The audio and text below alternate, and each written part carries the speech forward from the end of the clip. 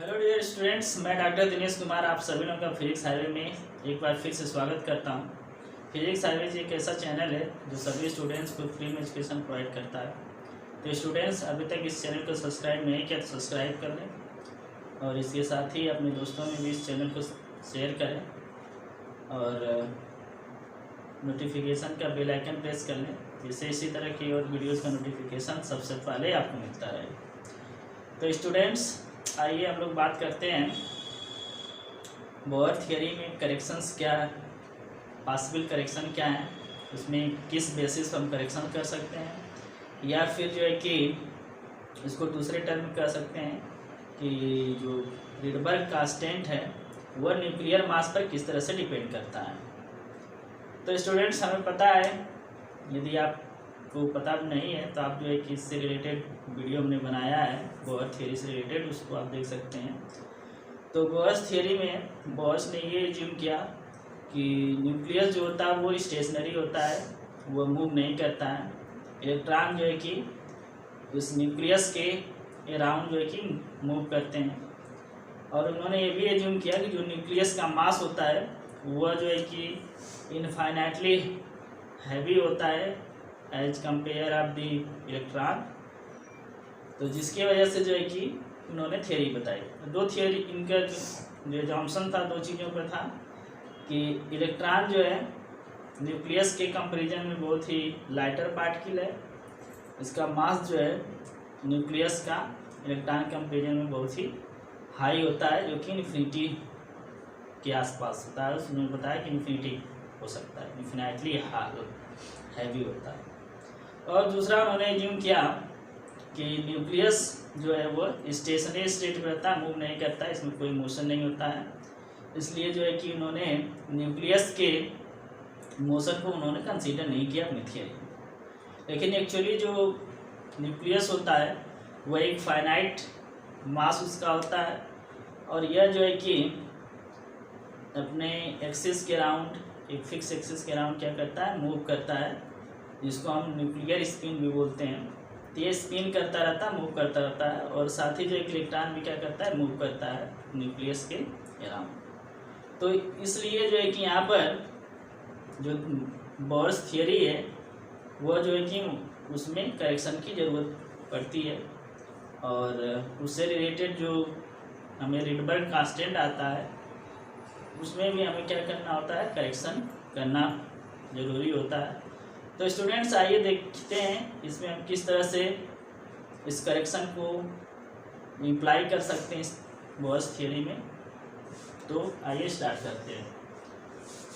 तो इसमें एग्जाम्स में यदि आता है तो इसमें लिखना क्या होगा, पहले स्टार्ट करेंगे। In the Bohr's theory we have assume nucleus to be at rest. हम लोगों ने ऐसा एज्यूम किया कि न्यूक्लियस क्या होता है, रेस्ट में होता है, on account of being infinitely heavy compared with electron. और जिसकी वजह से ये एज्यूम किया गया कि इलेक्ट्रॉन जो है, इलेक्ट्रॉन के कंपैरिजन में जो मास होता है न्यूक्लियस का वह इनफाइनाइटली क्या होता है, हैवी होता है, बहुत ही लार्ज मास होता है न्यूक्लियस का। But we know that actually the nucleus has finite mass, जबकि न्यूक्लियस का क्या होता है, फाइनाइट मास होता है। And both nucleus and electrons revolve with a common centre of mass C. तो दोनों न्यूक्लियस या फिर इलेक्ट्रॉन्स जो है किसी भी एटम के अंदर, दोनों ही एक सेंटर ऑफ मास के अराउंड क्या करते हैं, मूव करते हैं। तो इसलिए हमें क्या है, जरूरत पड़ती है, so we need Bohr's theory या Bohr's theory requires some correction. इसलिए जो है कि बोर्स थ्योरी क्या है, करेक्शन करना जरूरी है। इसके लिए हम लोग मान लेते हैं कि यहाँ पर ये न्यूक्लियस है और यहाँ पर क्या है, इलेक्ट्रॉन है। न्यूक्लियस के चारों तरफ जो है कि ये जो है कि मूव कर रहा है, और यहाँ पर हम ये एज्यूम कर रहे हैं कि न्यूक्लियस और इलेक्ट्रॉन के बीच जो डिस्टेंस है वो क्या है, स्मॉल r है। और इस न्यूक्लियस और इलेक्ट्रॉन का एक सेंटर ऑफ मास होगा। तो ये जो न्यूक्लियस है इसका मास क्या होता है, इसके इलेक्ट्रॉन के कंपैरिजन में बहुत ही हाई होता है। तो सेंटर ऑफ मास जो होगा वो न्यूक्लियस की तरफ होगा, इससे क्लोज में होगा। तो यहाँ पर हम एज्यूम कर ले रहे हैं सी पॉइंट जो कि सेंटर ऑफ मास को इंडिकेट कर रहा है न्यूक्लियस और इलेक्ट्रॉन मास सिस्टम के लिए। तो न्यूक्लियस जो है सेंटर ऑफ मास से स्मॉल एक्स डिस्टेंस पर है, तो इस सेंटर से सेंटर ऑफ मास से जो इलेक्ट्रॉन होगा उसकी डिस्टेंस कितना हो जाएगी, आर माइनस एक्स हो जाएगी, क्योंकि न्यूक्लियस और इलेक्ट्रॉन के बीच का डिस्टेंस क्या है, स्मॉल आर है। तो ये एक्स हो गया, तो ये एक्स आर माइनस एक्स हो जाएगा। तो यहाँ पर लिखेंगे, इस पूरा जो सिस्टम बना लेंगे, इसके बारे में लिखेंगे, एग्जाम में नहीं लिखेंगे तो नंबर कट जाएंगे। तो इसमें लिखना होगा let R be the distance between electron of mass small M and nucleus of hydrogen of mass capital M. यहाँ पर हमने न्यूक्लियस मान लिया हाइड्रोजन का न्यूक्लियस, जिसका मास क्या है, कैपिटल एम है, और इलेक्ट्रॉन का मास स्मॉल एम है। If small X is distance between nucleus capital M and centre of mass capital C. तो न्यूक्लियस जिसका मास क्या है, कैपिटल एम है, इसके और सेंटर ऑफ मास के बीच का डिस्टेंस एक्स है। Then in the equilibrium condition, equilibrium condition में क्या होगा कि mass of nucleus and distance between the centre of mass and nucleus, इन दोनों का जो प्रोडक्ट होगा वह इक्वल होगा इलेक्ट्रॉन के मास और सेंटर ऑफ मास से जो डिस्टेंस है इलेक्ट्रॉन का उसके प्रोडक्ट के। इसका मतलब यह है कि इसको हम लिख सकते हैं capital M into X equal to R minus X into M, या फिर M into R minus X लिख सकते हैं। तो यहाँ से हम इसको फाइंड आउट कर सकते हैं एक्स की वैल्यू। तो यहाँ पर कैपिटल एम एक्स ये लिख लिया हमने, यहाँ पर इसको सॉल्व करेंगे तो माइनस एम एक्स आएगा, स्मॉल एम एक्स, इसको इधर कर देंगे राइट साइड से लेफ्ट साइड में, तो ये हो जाएगा plus M X equal to R और ये स्मॉल एम। अब यहाँ से कॉमन ले लेंगे एक्स को, तो यह आ जाएगा एक्स ब्रैकेट में आ जाएगा capital M plus small M, और फिर डिवाइड कर देंगे तो एक्स इक्वल टू आ जाएगा M small M R upon capital M plus small M की है एक्स की वैल्यू आ जाएगी। ये डिस्टेंस कितना है होगा, ये हमें न्यूक्लियर मास इलेक्ट्रॉन मास और इनके दोनों के बीच का जो डिस्टेंस उसके टर्म में हमें मिल जाएगा।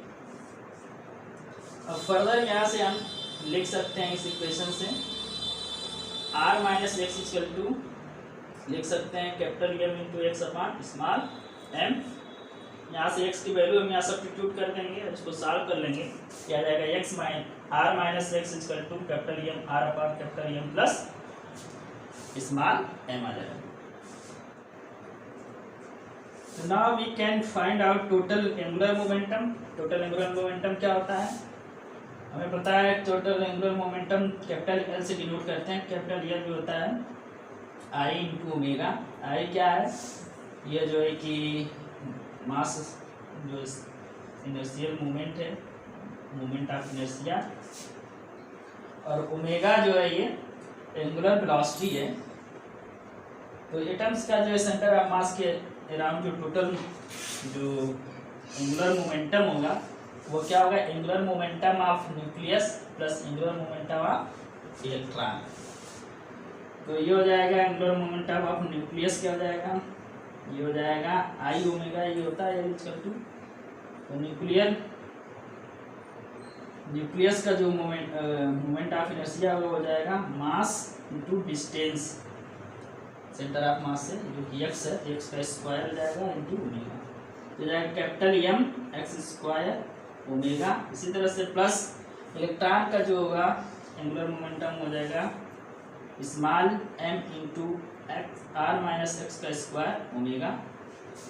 अब यहाँ से हम जो है कि एक्स स्क्वायर की वैल्यू रख देंगे, यहाँ से एक्स की वैल्यू स्क्वायर करके रख देंगे, तो हो जाएगा capital M into small M square R square upon capital M plus small M का square into omega plus small M ये है।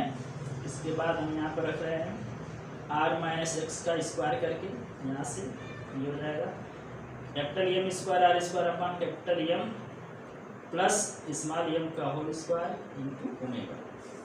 तो स्टूडेंट्स यहाँ पर हम देख रहे हैं कैपिटल एम स्मॉल एम दोनों में दिख रहा है, यहाँ भी है यहाँ भी, आर स्क्वायर यहाँ भी आर स्क्वायर यहाँ भी है, ओमेगा यहाँ भी है ओमेगा यहाँ भी है, और डिनोमिनेटर में capital M plus small M का होल स्क्वायर दोनों साइड है। तो इसको हम क्या कर लेंगे, कॉमन ले लेंगे। तो एल इक्वल टू हो जाएगा small M capital M R square upon capital M plus small M का whole square into omega into यहाँ पर कॉमन लेंगे तो बचेगा एम और यहाँ पर बचेगा capital M, small M plus capital M bracket में जाएगा। और यहाँ से हम देखेंगे तो एक जो है स्क्वायर और ये कैंसिल हो जाएगा। तो इसको हम लिख सकते हैं small M capital M upon capital M plus small M, और यहाँ पर हो जाएगा आर स्क्वायर इंटू ओमेगा। तो ये जो है कि मास का टर्म है, इसको हमने एक नया वेरिएबल म्यू से हमने डिनोट किया, क्वांटिटी से म्यू। तो एल इक्वल टू हम लिख सकते हैं म्यू आर स्क्वायर ओमेगा। यहाँ पर म्यू क्या है, small M capital M upon capital M plus small M, जिसको हम बोलते हैं reduce mass of the electron, electron का रिड्यूस मास बोलते हैं। तो स्टूडेंट्स यहाँ पर हम देख रहे हैं कि एल जो है कि यह म्यू आर स्क्वायर ओमेगा हो गया। यहाँ पर म्यू जो है small M capital M upon capital M plus small M. तो यह जो वैल्यू आएगी हम सॉल्व करेंगे, म्यू की वैल्यू यह एम स्मॉल एम की वैल्यू से क्या आता है, कम आता है। यहाँ पर जो म्यू होगा रिड्यूस मास, ये क्या होता है, लेस होता है than the small M. Electron के मास का ये क्या होता है, कम आता है इलेक्ट्रॉन के मास से, इसलिए इसको हम रिड्यूस्ड मास बोलते हैं, reduced mass of the electron. तो अब हम लोग आगे जो है कि देखेंगे कि रिडबर्ग कांस्टेंट पे इसका क्या इफेक्ट पड़ता है।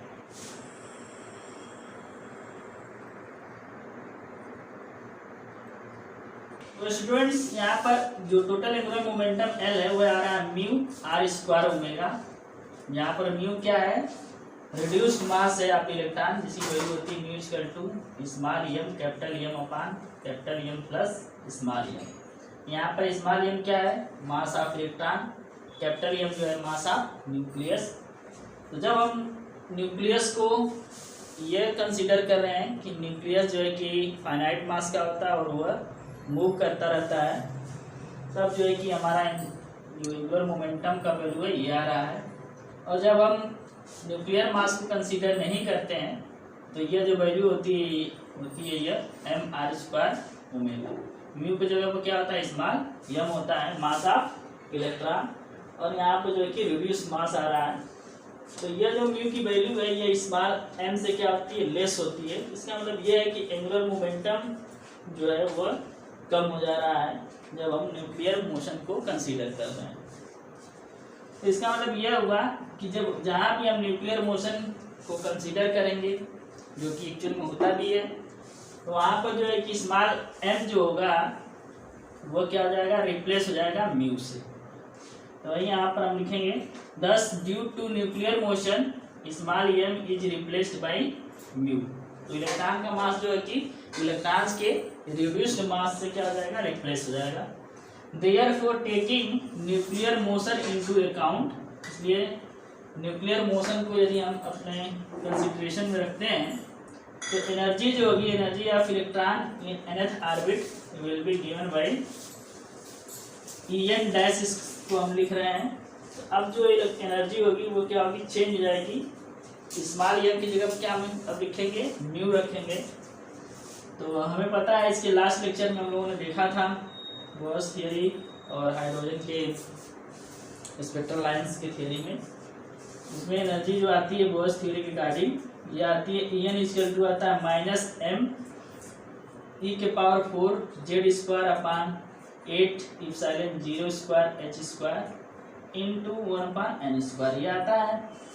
लेकिन यहाँ पर जब न्यूक्लियर मोशन कंसीडर करेंगे तो एम क्या हो जाएगा, म्यू से रिप्लेस हो जाएगा।